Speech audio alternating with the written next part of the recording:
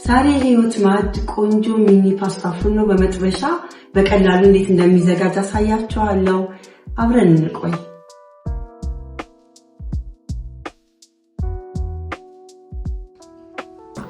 እንግዲህ እንቁላል መጀመሪያ እንቁላል አዘጋጃለሁ።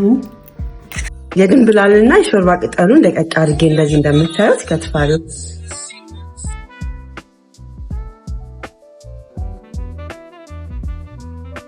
አንድ ላይ እንደዚህ ምንፋን ከዛ ትንሽ ዱቄት 2 የሾርባ ማንኪያ መታ እናደርገዋለን። ቆንጆ በርበሬ፣ የተፈጨ ነጭ ሽንኩርት፣ እርድ፣ ጨው፣ ወተት፣ ገበታ ቅቤ አንድ የሾርባ ማንኪያ ነው፣ ቺዝ፣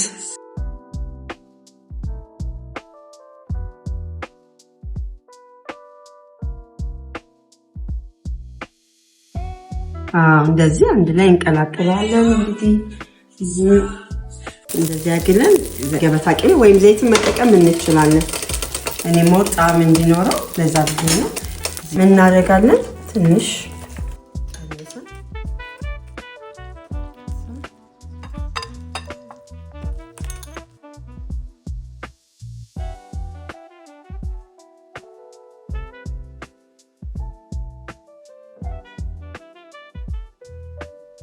እንደዚህ ያደርግ በቃ ራሱን ከዚህ ካቀላቀል ነው እየጨመርን ከዛ ጠቅለል እያደረግን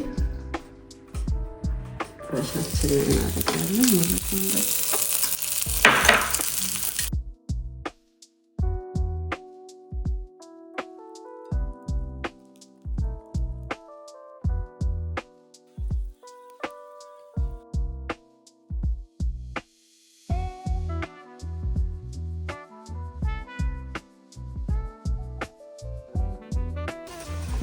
የበሰለ ነው ፓስታ ፉርኖ እንደዚህ ጎልደን ሆኖ ሲበስል ገልበጥ እናደርገዋለን።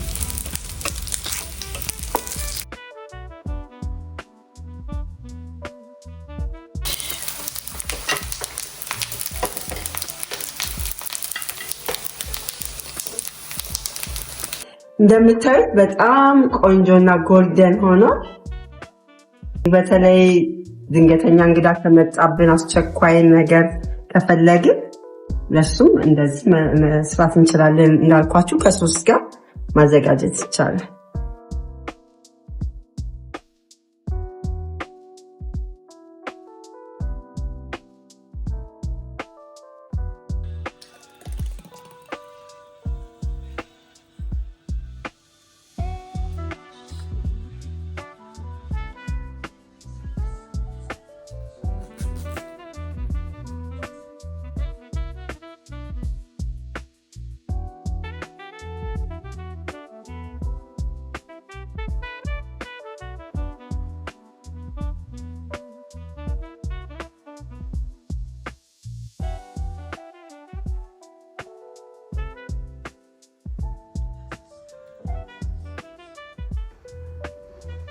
እንዳያችሁት ሚኒ ፓስታ ፉርኖ በቀላሉ መሰራት ይችላል። ለስናክ ወይም ደግሞ ቀለል ያለ ምሳ መሆን ይችላል። በየቤታችሁ ሞክሩት። የህይወት ማዕድ ነው። በሚቀጥለው ቆንጆ ምግብ ይዤላችሁ ቀርባለሁ። እስከዛው ቻው።